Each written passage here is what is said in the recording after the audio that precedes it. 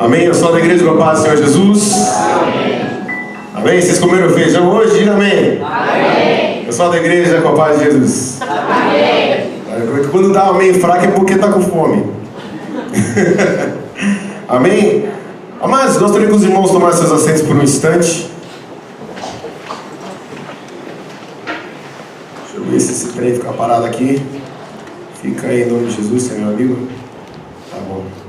Mas primeiro eu gostaria de pedir perdão para todos os obreiros da minha época, né? Diáconos, presbíteros, por passar por debaixo dos bancos, né?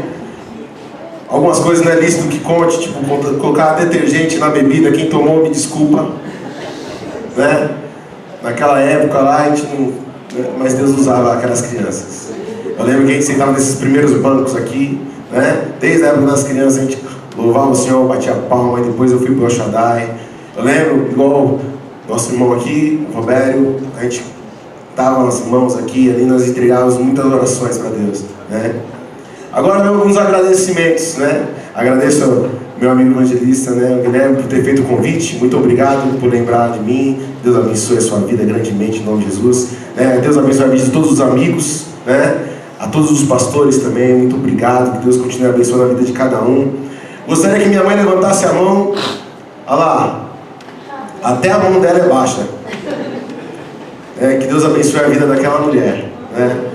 Tudo que, grande parte daquilo que eu sei foi ela que me ensinou através da palavra de Deus, né? Quando eu era do coral infantil, ela deu aula para mim. Quando eu fui lá para o Micael, ela continuou dando aula, né? Chegou uma época no Micael que a gente tinha quase 20 jovens no grupo Iavé, né? E ela dando aula. Chegou uma época que a gente tinha só 2 jovens. A gente ficou alguns anos só com 2 jovens, eu e mais um dando trabalho, né? E eu não era quieto não, eu era bem bagunceiro. E minha mãe por muitas vezes chegava a chorar e perguntar para Deus o porquê que Deus... Senhor, será que eu continuo dando aulas? Eles não estão prestando atenção, né? Eu sinto que eles não estão prestando atenção, e Deus deu para ela um sonho, que aqueles mesmos 2 jovens que estavam ali seriam 2 pregadores da palavra de Deus, né? E a palavra de Deus, ela não é vazia, ela é cheia, ela é rica, né? Gostaria que a minha esposa levantasse a mão. Ela está deitando mamar, ó. Minha esposa, minha sogra ali, Judilma, amém? Que Deus abençoe também a vida das duas. Minha esposa, que Deus enriqueça sua vida, prospere, encha, né, de saúde, bens, né? Que juntamente com o seu marido, né? Abençoe a vida do seu marido. Que Deus dê saúde do seu marido também, homem, gente boa. Amém? Agradeço por estar aqui, amados, né? Podendo trazer a palavra de Deus. Mas eu gosto muito de trazer a palavra de Deus, ser vaso usado por Deus em culto de jovens, né? Em eventos assim, feitos por jovens. Eu sou jovem, que a carcaça mente, mas eu sou bem jovem, pelo menos no meu coração eu ainda sinto assim, né? Entrei na academia, vocês não devem ter notado, mas é que eu há um mês atrás não era eu de hoje, entendeu? Mas eu notei, ou o meu espelho mudou, né? Estou, acho que uns 3 quilos mais magro. Acho que foi porque eu fiz uma limpeza no dente. Isso já dá um alívio, né? Mas sem mais demoras, fiquem de pé agora. Agradeço muito mais uma vez a Deus por estar aqui, porque é Deus que nos apresenta. Vamos ao tema, Mateus capítulo de número 26. Se o tema não mudou, ainda é esse. Amém? Vou procurar não ser enfadonho. Eu sei que os irmãos estavam aqui à tarde toda louvando a Deus. Eu até falei para o nosso irmão Guilherme, falei assim, não, se a gente não tivesse recebido aquela mensagem, a gente tinha vindo e louvado junto, entendeu? Foi mais difícil falar para o povo vir às 7 do que, né? Assim, né? Não vim no horário que tinha marcado antes. Mas Deus sabe de todas as coisas, amém? Vamos seguir para o capítulo de número 26, versículo de número 7. Se vocês estão comigo, diga amém. Amém. Glória a Deus. A palavra do Senhor Jesus diz assim: aproximando-se dele, uma mulher com um vaso de alabastro, com um unguento de grande valor, derramou-lhe sobre a cabeça quando ele estava sentado à mesa. E os seus discípulos, vendo isso, indignaram-se, dizendo: por que este desperdício? Pois este unguento podia vender-se por grande preço e dar-se o dinheiro aos pobres.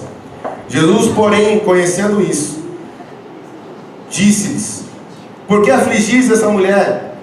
pois praticou uma boa ação para comigo, porquanto sempre tendes convosco os pobres, mas a mim não me haveis de ter sempre. Ora, derramando ela este unguento sobre o meu corpo, fê-lo preparando-me para o meu sepultamento. Em verdade vos digo que onde quer que este evangelho for pregado, em todo o mundo, também será referido o que ela fez para a sua memória. Amém? Os irmãos podem aplaudir o nome do Senhor por essa palavra? Pode tomar suas assentos. Mas quem for costumeiro de dar um glória a Deus, pode fazer de prática. Amém? Glória a Deus. Assim eu fico mais à vontade. Cada glória que vocês dão, o céu responde, eu tremo menos. É só para tremer menos. Amém? E Deus recebe muito bem. Aqui, ao ler a palavra de Deus, eu fui abençoado pela vida da minha mãe com algumas Bíblias.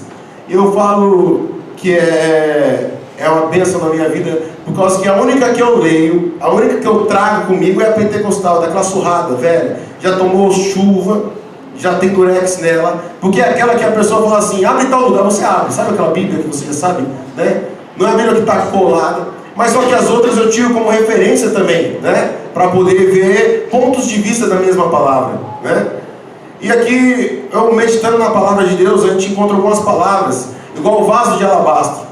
Eu gosto de entrar no Google e dar uma olhada o que significa. Eu gosto de ir no mapa da história, descer, ver como é que está, Jerusalém hoje em dia, Eu faço esse tipo de coisa. E aqui a palavra de Deus diz que é um vaso, É um vaso de alabastro, é um vaso de mármore que era finíssimo. Não era qualquer pessoa que podia ter, e também não era qualquer perfume que você colocava ali dentro, entendeu? E a palavra de Deus também fala sobre um unguento, no versículo 7, ele fala que aproximou-se dele uma mulher com um vaso de alabastro com unguento de grande valor, e ela fez um ato de derramá-lo sobre a cabeça de Jesus. É claro que nós acabamos de ler, nós sabemos que os discípulos se escandalizaram por esse ato, porque o unguento também era caro, E eu comecei a procurar nas Bíblias. A Bíblia Almeida, revisada e corrigida, interpreta esse unguento como perfume, Já a Bíblia King James atualizada e a Bíblia João Ferreira de Almeida, revista e atualizada, que quem tem é aquela Bíblia da mulher de estudo, eles dão referência como bálsamo.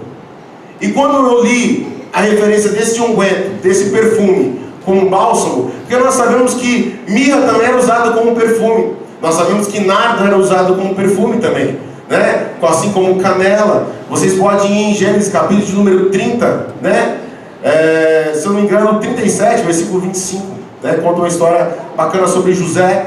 Ele tinha sonhos, e os sonhos incomodavam os irmãos dele, a ponto deles quererem tentar matar José.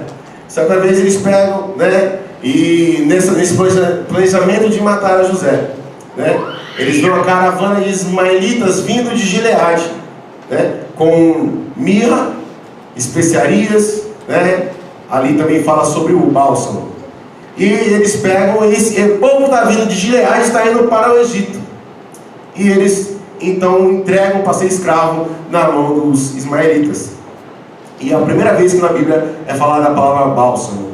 Então nós bem sabemos que esse perfume, esse unguento, poderia ser mirra, poderia ser nardo, poderia ser canela, que também era usado, poderia ser de rosas. Mas quando eu pego para mim a referência de bálsamo, e a importância que isso vem falar para a minha vida e para a vida de nós irmãos, que nós vamos aprender um pouco sobre bálsamo hoje, isso vem nos dar interesse sobre esse ato dessa mulher para com Jesus, A palavra de Deus diz que o lugar mais específico que era plantado os bálsamos era ao leste do Rio Jordão, Em Jeremias, capítulo de número 28, versículo de número 22, tem um texto que fala bem assim, será que não há bálsamo em Gileade? Ou não há médico em Gileade? Porque a filha de Sião está por falta de cura, não tem cura a filha de Sião. Então é um momento que o povo de Israel está passando por uma apostasia. O povo de Israel se virou contra Deus e não queria mais adorar a Deus. Apostasia não é o que nós vemos hoje em dia, do povo se distanciar da igreja. Apostasia é eles parar de crer mesmo, se distanciar na fé cristã, na fé em Deus.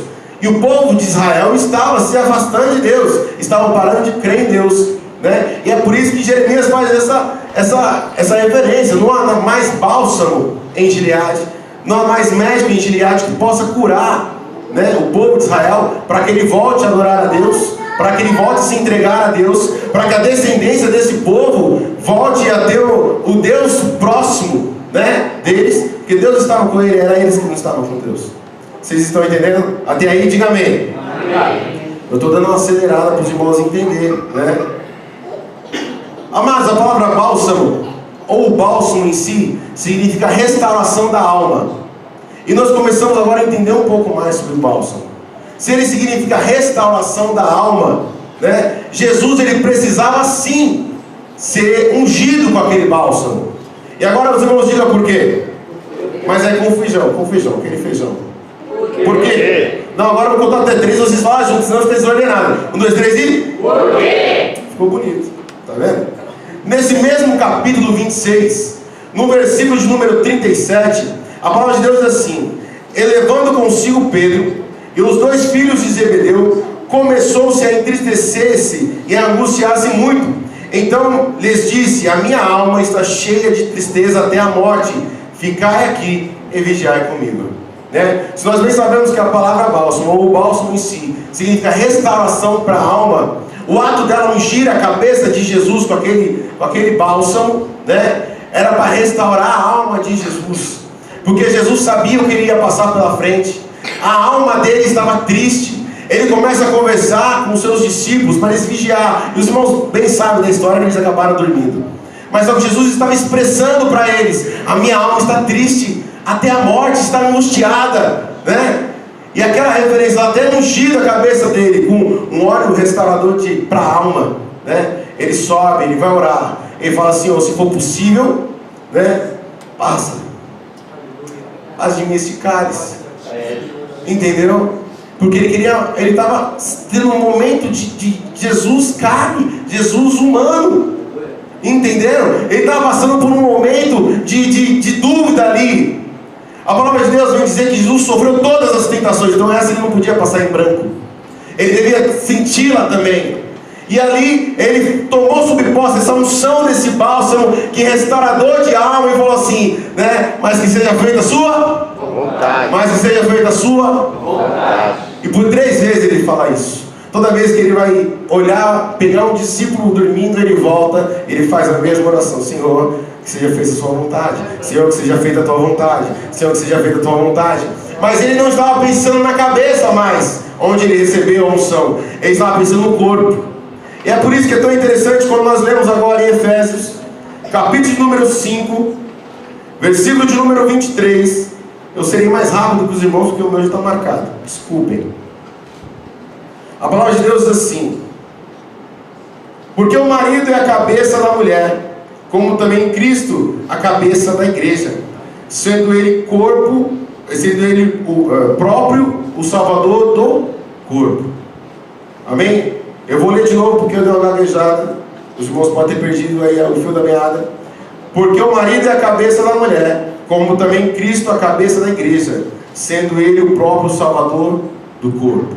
Amém? Vocês conseguiram entender isso? Vamos, agora eu vou ler também Coríntios, 1 Coríntios, capítulo de número 12, versículo de número 26. E a palavra de Deus diz assim: de maneira que se um membro padece, todos os membros padecem com ele. E se um membro é honrado, todos os membros se regozijam com ele. Ora, vós sois o corpo de Cristo, e seus membros em particular. Amém? Amados, aqui a palavra de Deus vem dizer que Jesus foi ungido pela cabeça, porque ele precisava da restauração da alma dele no momento certo. No momento certo. Mas na continuação aqui, dessa mesma leitura do capítulo de número 26, a palavra de Deus vem nos dizer, no versículo 12: ora, derramando ela este unguento sobre o meu corpo, fê-lo preparado para o meu sepultamento. A primeira referência é a cabeça. A segunda referência que Jesus dá é pelo meu corpo. Aí já não é mais com Jesus. Aí é para a igreja daquela época. Aí é comigo de agora. Aí é com você que ele está falando.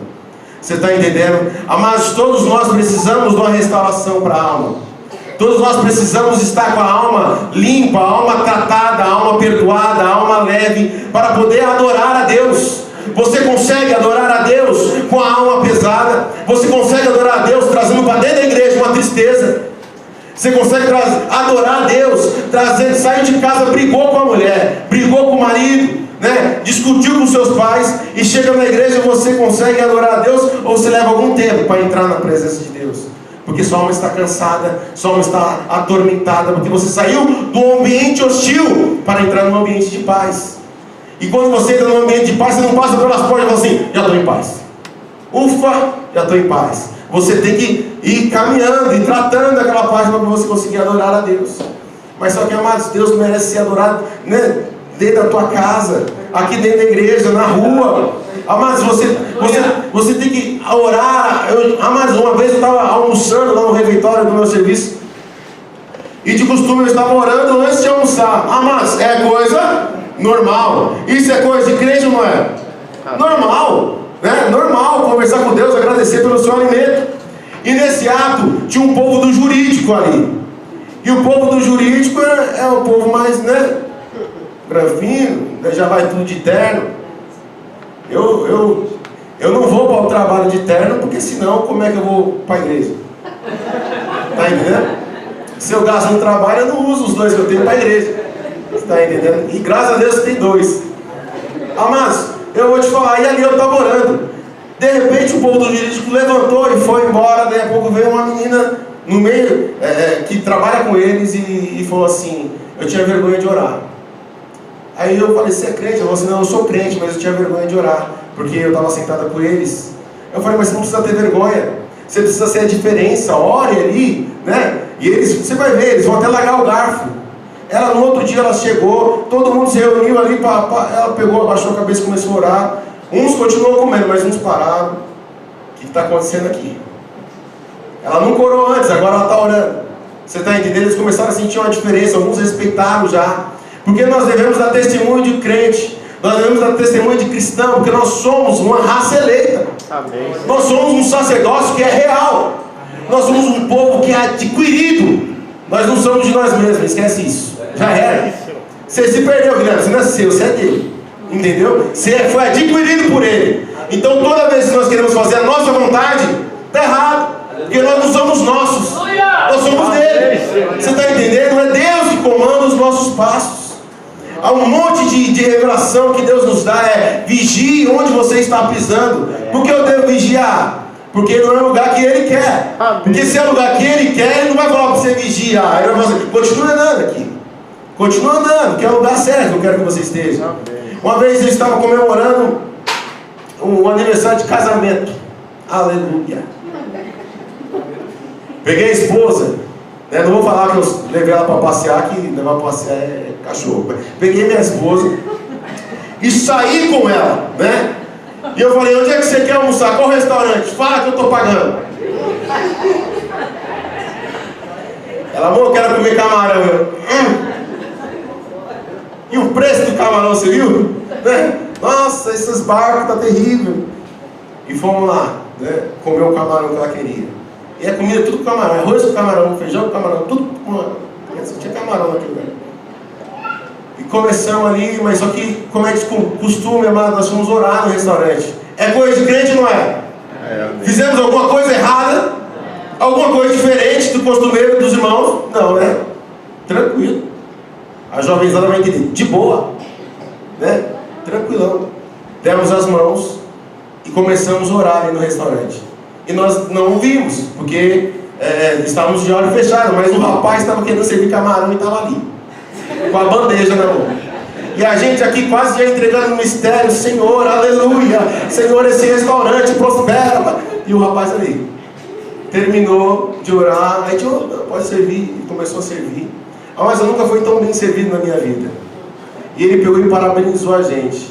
Ele falou assim: quantas pessoas que a gente vê saindo de cultos de jovens e vindo para cá, né? Saindo de um congresso, né? De algum evento, e crente quando entra em restaurante é daquele jeito, né? Entrou, dominou, e ele falou assim: eu nunca vi os crentes orar aqui, vocês são os primeiros. Mas eu não me senti elogiado, não. Porque, como eu perguntei para os irmãos, é algo diferente que foi feito? Não é algo diferente, não é algo novo. Orar pelo alimento, nós fazemos em casa, amém? Amém. Nós fazemos também no restaurante, nós fazemos no refeitório. Vai comer um sanduba na rua, ora também, falar com Deus. Um dia eu estava conversando com a minha esposa, né, no centro de Guarulhos, e de repente minha esposa fez uma pergunta para mim, e logo eu fiz a pergunta para Deus. Eu falei, Senhor, e minha esposa falou, o que você está falando? Eu falei, com Deus. Ela falou, mas assim, Senhor, eu entro na tua presença. Eu falei, mas a presença é todo dia, né? Se eu colocar fazer todo um ambiente para Deus, nossa, agora vou fazer todo um ritual de oração. Não, a vida de oração é uma vida totalmente. Você está no trânsito, Senhor, Pai, né? O mar, né? É só com Moisés. Faz um milagre em mim, né? Todo dia voltando para cá, Senhor, ó, um para cá e outro para lá. Ganho meia hora, Pai. Meia hora, ó, dava pra ver minha esposa mais cedo, família, Senhor, vó da família. Aleluia. Quem pode dar glória a Deus aí? Só para mim mesmo aqui. Mas no versículo 7, então, falamos, Jesus dá a referência de cabeça. E no versículo 12, que nós somos corpo. Então, nossas tristezas, olha que interessante Jesus fala aqui. Ora, derramando ela este unguento, este bálsamo, sobre o meu corpo, preparando-me para o meu sepultamento. Sabe o que eu entendo aqui? É que as nossas tristezas precisam morrer. Hoje é o dia de sepultar coisa ruim dentro de nós. Os irmãos não vão sair daqui nessa noite, porque eu tive sonhos com esse culto. Os irmãos não vão sair daqui essa noite sem que Deus trate a nossa alma, em nome de Jesus. Tristeza na alma, dor na alma. Mas eu vou falar uma coisa para os irmãos. Eu nunca tinha dado um abraço no meu pai. Eu nunca tinha dado um abraço no meu pai. Eu não sabia que era um abraço de pai. E meu pai sempre durão, eu entendi o lado dele. Porque macho é macho. Entendeu? Mas só que ali era pai e filho. E eu comecei a ver alguns pais abraçando os filhos. Na época de escola eu comecei a entender que a pessoa não deixava de ser macho se abraçar o pai. Eu comecei a sentir falta de um abraço de pai. Mas eu me calava. Uma vez eu fui naqueles retiro espiritual, sabe? Da igreja do Pentecostal também de Furnas, da igreja do pastor Paulo. E ali nós fizemos um PNL, que é esses encontrões, né? E teve um momento que Deus falou comigo. E eu estava ajoelhado, orando por várias coisas, e falei, Senhor, o que o Senhor quer que eu faça? Pai, me mostre. Por que está todo mundo aqui? Por que eu estou ajoelhado? Falaram que era para mim tratar alguma coisa na minha alma, mas Pai, me mostra o que eu preciso tratar, eu não estou entendendo. Aí Deus pegou e me mostrou um sonho. Deus me mostrou que o meu avô nunca tinha dado um abraço no meu pai. E meu pai, por isso, nunca tinha dado um abraço nos filhos dele. Aí eu falei, Senhor, o Senhor me mostrou um filme. Eu entendi agora ainda mais meu pai. Mas o que o Senhor quer que eu faça? Aí o Senhor falou no meu coração, levanta e abraça seu pai. Aí eu falei, vige. Faz o que eu falo assim, se for possível. Faz de mim. Mas aí eu comecei mesmo a indagar a Deus. Por que eu deveria? Eu falei, ele é pai, ele que tinha que vir. E Deus falou assim, isso daqui é quebra de maldição na tua família. Entendeu? Aí eu falei, não, eu não tinha meu filho ainda. Eu falei, não, eu quero dar um abraço nos meus filhos, eu quero cheirar o pé. Entendeu? Fala assim, tá fedor, filho. Tá entendendo? Aí eu peguei e tomei coragem, tem que ser do impulso, tomei coragem. Mas só que quando eu olhei pro meu pai estava lá no fundo de muitos homens. Eram 4 filas de 10 homens. Eu era logo o segundo da fila, eu falei, nossa, mas Senhor, meu pai está muito longe. Aí Deus me deu força, eu fui lá, eu falei, pai, Deus me mostrou um sonho. E que meu avô nunca tinha te dado um abraço. E Deus mandou eu te dar um abraço. Eu quero te dizer que eu te amo. Eu posso te dar um abraço? Meu pai começou a chorar e falou, me abraça. Eu falei, dá um abraço no meu pai. Foi o primeiro abraço que eu dei no meu pai na minha vida. E a gente ficou abraçado por um tempo, chorando, né? Primeira vez que eu tinha visto meu pai chorar. Aí eu voltei tudo. Abracei meu pai. Aí eu já olhei o Danilo, meu irmão, estava lá na fila, né? Até esqueci de apresentar meu irmão, estava aqui louvando a Deus, glória a Deus pela vida dele. E ali, eu falei, Danilo, vai lá e abraça o pai. O Danilo virou assim, e foi lá, abraçou o pai também. Mas agora o que eu vivo é todo final de culto, né? Meu pai está me procurando, né? E a gente vai lá e se abraça. Todo final de culto tem um abraço do meu pai. Aquilo foi tratado em minha vida de uma maneira que apenas não tratou, está me alimentando. Está me alimentando. Todo final de culto eu tenho um abraço de pai, isso me alimenta, né? Às vezes meu pai para assim, que eu demoro às vezes de descer do púlpito, ele para e fica assim olhando, aí meu pai fica aqui, né? Parecendo criança. Aí eu termino, ele dá um abraço, eu vou lá dar um abraço no meu pai. Às vezes vocês não viveram isso, mas Deus está falando hoje que você pode viver. Deus pode mudar um passado ruim em um presente ótimo. E um futuro maravilhoso, vocês estão entendendo? Porque são coisas, são cicatrizes na nossa alma que às vezes nos impede de viver algo novo. De viver algo novo com Jesus. Conheço a história de uma senhora e ela pedia: Senhor, eu não aguento mais. A minha geladeira é velha. É daquela que você coloca a mão na ponta e toma choque. Senhor, a minha TV é de tubo. Senhor, me dá móveis novos, me dá algo novo. Senhor, a minha casa, olha isso. E ela tinha até uma casa boa, mas só que os móveis eram antigos. E ela, móvel velho em casa nova, não cai muito bem, porque eu sei disso. Não cai, vai por mim. Pega isso firme, né? Coloca móvel novo em casa nova, fica chique. O que acontece? Ela orando, de repente ela morava no fim de uma ladeira, né? Tipo assim, vinha a rua e já dava de cara na casa dela, porque passava uma rua também, fazendo um T. Eu não sei como é que se chama isso, não, os irmãos vão pegar a ideia. Veio o caminhão, ela não estava em casa, veio o caminhão e arrebentou o portão para dentro e arrebentou a casa dela. Quando ela chegou, ela viu tudo destruído e ela começou a chorar: Senhor, eu estou reclamando porque não tinha móvel, eu não tinha nem lá. E chorou. De repente viu um rapaz, né, conversou com ela e perguntou se ela era moradora. Ela falou que era. E esse rapaz, ele era dono da empresa do caminhão. De repente ele pagou uma quantia para ela para reformar a casa, deu os móveis novos e ela começou a entender o trabalhar de Deus. Você está entendendo? Mas para você poder viver coisas novas, precisa abrir mão do que é velho. Não vai largar o marido, não. Amém? Pega a ideia da pregação. Daqui a pouco está largando o marido. Não, o marido é velho. Não, ó, apaga das coisas velhas. Amém? O marido está novo. É igual eu, a carcaça, né? Amém? Continuando aqui a pregação. Então nossas tristezas precisam morrer. Nossas mágoas precisam morrer.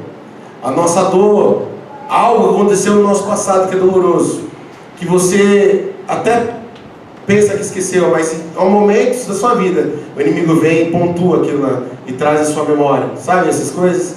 Que você, nossa, voltei a pensar naquilo que eu já tinha tratado. Então Deus, né? Quando a palavra de Deus diz em Jeremias 28, não há bálsamo em Gileade, ou seja, não há óleo que restaura a alma desse povo de Israel em Gileade, não há médico em Gileade.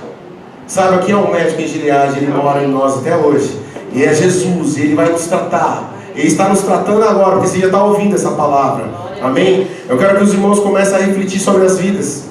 Mas eu jejuava e orava. Teve uma época na minha vida, eu assim que eu casei, minha mãe, ela já estava há muito tempo, né, tomando conta da igreja. Assim que eu casei, ela pegou e falou assim: Diego, você já está preparado para tomar conta da igreja?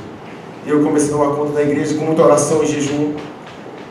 E eu cheguei a estar tão forte que eu olhei e falei assim: eu quero ver nenhum ponto que Satanás possa se levantar contra mim para me derrubar, para me ferir, porque eu estava me sentindo forte. E ele achou. Ele ouviu e ele achou. Mas quando Satanás ele afetou a minha alma, ele afetou a minha alma de um jeito, e ele usou pessoas próximas de mim para me afetar. Quando eu falei para Deus que eu estava preparado, eu estava falando de mim. Eu não estava pensando nas pessoas que eu amava. E pessoas que estão à nossa volta, às vezes pode ser usada para nos afetar. Mas eu sei que naquela época, minha esposa chegou em mim, eu parei de jejuar, eu parei de orar, eu não queria mais ir para a igreja, eu perdi a vontade de viver. E minha esposa começou a chorar, e ela falou assim: Diego, você não vai orar? Eu falei: eu não quero mais orar. Eu não quero mais orar. Eu falei, eu estava meio que depressivo. Ela falou assim: não faz isso. Tudo que eu sei hoje em dia foi você que me ensinou. Como é que eu posso ouvir um homem que me dá aula dominical falar que não vai mais orar, falar que não vai mais ler a Bíblia? E a minha vontade, amados, tinha uma obra do Rodoanel ali, a minha vontade era me tacar lá e dar um fim na minha alma, na minha vida. Eu lembro que eu saí de casa à noite e minha esposa estava na varanda vendo para onde eu ia. Eu peguei e larguei o chinelo na rua, saí andando e passei a noite na rua. Eu voltei depois na madrugada para casa chorando e pensando que eu não ia conseguir mais. E depois eu lembro que no outro dia já era festividade das crianças. E eu tinha que fazer fantoche e rir na frente das crianças, fantasiar. E minha alma moída, minha alma dilacerada, e eu rindo, eu brincando e eu moído por dentro. E muitas vezes nós estamos lá na igreja desse jeito. A gente vem para a igreja, né? Ô Pai do Senhor, irmão, como é que está? Está ótimo, graças a Deus. Mas só que a alma lá dentro está machucada. Você está entendendo? Mas eu vou falar para os irmãos. Eu assisti Rei Leão 67 vezes. Uma certa vez, eu com a minha alma machucada, eu ia indo para a igreja sem vontade nenhuma. Dali a pouco eu passei por um beco e a janela da casa ficava para o beco. E dali a pouco eu ouvi e falou assim: Simba. E eu ouvi e falei assim: é o Rei Leão. E eu parei e voltei, e a Pamela continuou indo. Eu parei e voltei assim, comecei a ouvir, porque eu já tinha assistido 67 vezes quando eu era pequeno. Então eu queria ver pelo menos um trecho, né, maior. Eu olhei. Aí ele falou assim: você esqueceu de mim. E ele falou assim: não esqueci, pai. Vocês lembram dessa cena? Quem já assistiu? Amém, todo mundo já assistiu. Aí ele falou assim: você esqueceu quem você é, então você esqueceu de mim. Aí ele falou assim: você é o meu filho e é o futuro rei. Aí ele começa a assumir, eu comecei a entender, eu comecei a falar: meu Deus, o Senhor está usando o Rei Leão para me evangelizar. Falei: pai, eu esqueci quem eu sou. Eu sou o seu filho. E o Senhor tem um propósito na minha vida. E Deus começou a jogar na minha mente várias revelações que Deus tinha dado para as pessoas, várias coisas, como se fosse muitos filmes na minha cabeça. E eu ainda fui para a igreja tentando entender aquilo que Deus tinha me dado. Eu só sei que eu cheguei lá na igreja e era eu que ia pregar. Mas a pregação daquela noite, né? O tema da pregação daquela noite foi: Satanás tentou me destruir, né? Mas eu ainda estou de pé. Eu lembro que no final daquela pregação, o povo da igreja se levantou dos seus lugares e foi me abraçar no púlpito. Mas eu consegui sentir o amor de cada um, porque eu repetia várias vezes: eu ainda estou de pé, eu ainda estou de pé, eu estou de pé até hoje, graças a Deus.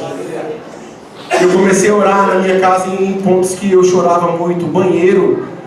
Mas tem lugares que eu e minha mãe vamos fazer visita nos lares, e na hora que a gente está orando em vários lugares, daí a pouco a gente chega na cama e fala: nossa, que presença ruim nessa cama. O que acontece nessa cama? E a pessoa fala assim: não acontece nada. Quando Deus começa a mostrar, a pessoa fala assim: não, a minha vida não está fácil. E esse é o lugar que eu choro. Esse é o lugar que eu despejo minha tristeza, minha depressão, minhas mágoas. E a cama fica carregada. E no outro dia vai sair e vai voltar para aquele mesmo lugar, né? Deus, ele habita no meio da tristeza. Vocês sabem muito bem que opera nisso. E a cama enche de demônios. E quando a gente vai orar, a gente sente a tristeza das pessoas. Mas eu passava horas naquela época sentado no banheiro e chorando. Até que eu não tinha mais vontade de chorar, mas só que o olho ainda queria, eu ficava choro, lágrima. Ficava com raiva de mim mesmo.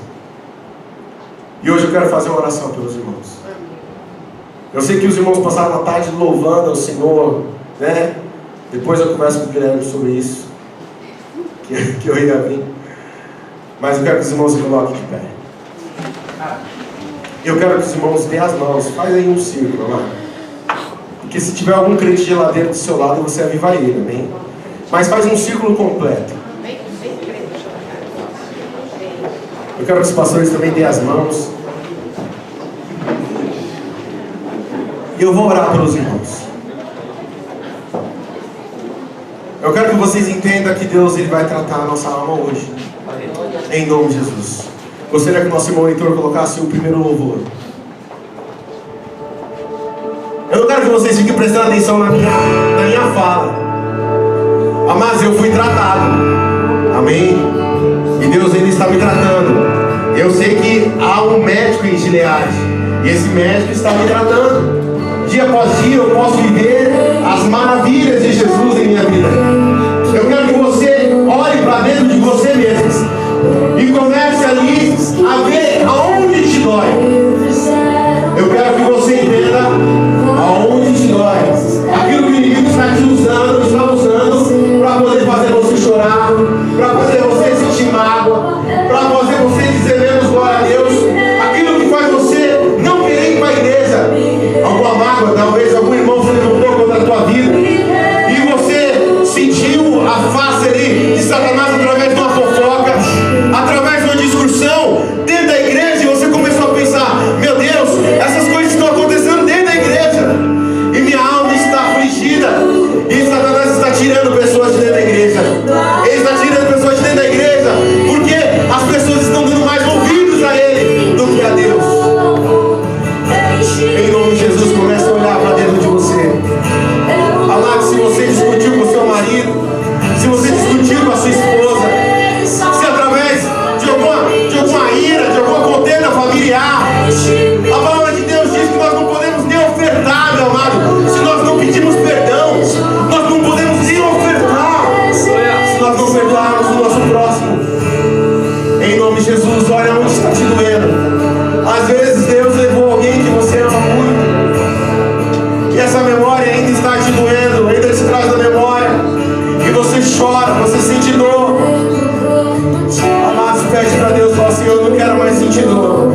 Eu quero lembrar das pessoas, Senhor, que se foram, mas eu não quero mais que dor em mim. Eu não quero mais sentir dor.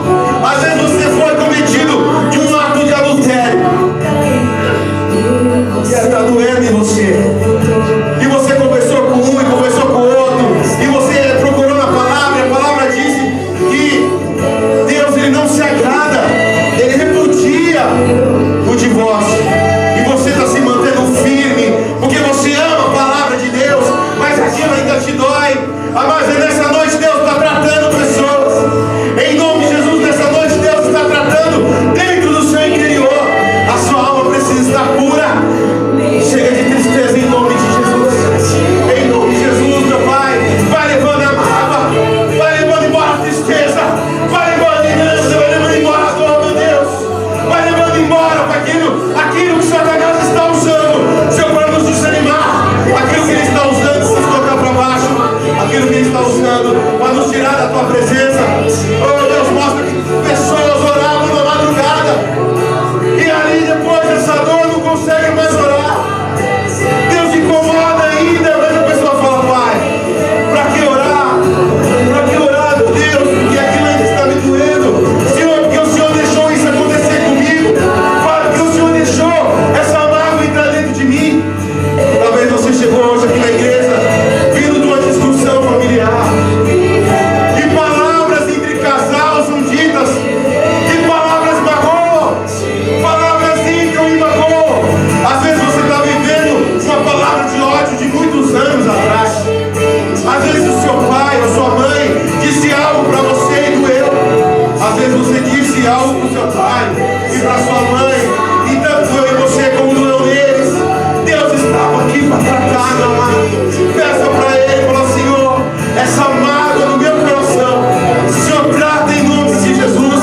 Tira, Senhor, as escamas. Tira, Senhor, em nome de Jesus, as escamas da cebola. Senhor, cada fatia da cebola vai tirando. Eu quero que o Senhor entre no centro.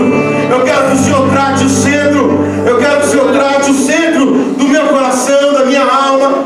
Oh Senhor, eu quero entrar na tua casa. Eu quero sentir que o Senhor está comigo pelo ato que eu cometi agora de pedir perdão, pelo ato que eu cometi de pedir perdão para ti, meu Pai.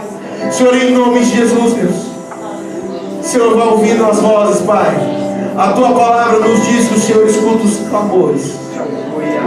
A tua palavra diz que o meu povo, que se chama pelo meu nome, se humilhar e orar e se converter dos seus maus caminhos, então eu ouvirei dos céus, eu perdoarei os seus pecados e sararei a sua terra, a sua casa, a sua família. Deus, Ele quer sarar. Deus, Ele quer curar. Ele quer movimentar o seu interior para o lado dele. Ele está te chamando para o lado dele. Ele está falando assim: a dor que você está sentindo, você não vai sentir mais.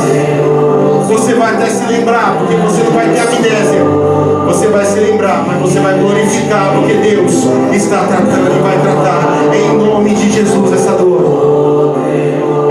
Às vezes você é um filho que falou alguma coisa, que fez alguma coisa, e seu pai olhou para você, sua mãe falou assim que você não dava mais orgulho. Como você olhou para seu pai e falou alguma coisa, você olhou para o seu amigo e falou alguma coisa que machucou. Mas é tão difícil pedir perdão. Oh Deus, nós bem sabemos que as duas maiores dores que um ser humano pode sentir nessa terra é a dor da morte, a dor da traição, meu Pai. Vai tratando os corações, vai tratando as almas. Oh Senhor, que nosso leito, aqui na nossa cama, seja um lugar de descanso, não um lugar de dor, que seja um lugar de alegria e não um lugar de mágoa. Em nome de Jesus, meu Pai. Entre nos corações, Deus. Oh Senhor, no profundo, meu Pai.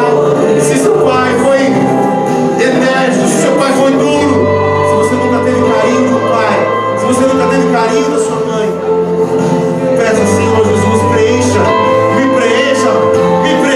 Pai, me preencha esse lado, Senhor, me preencha esses sentimentos de amor, preencha, Senhor, esse sentimento de amor, em nome de Jesus, em nome de Jesus. Montanhas se estremecem, demônios faz fugir, na menção do nome dele.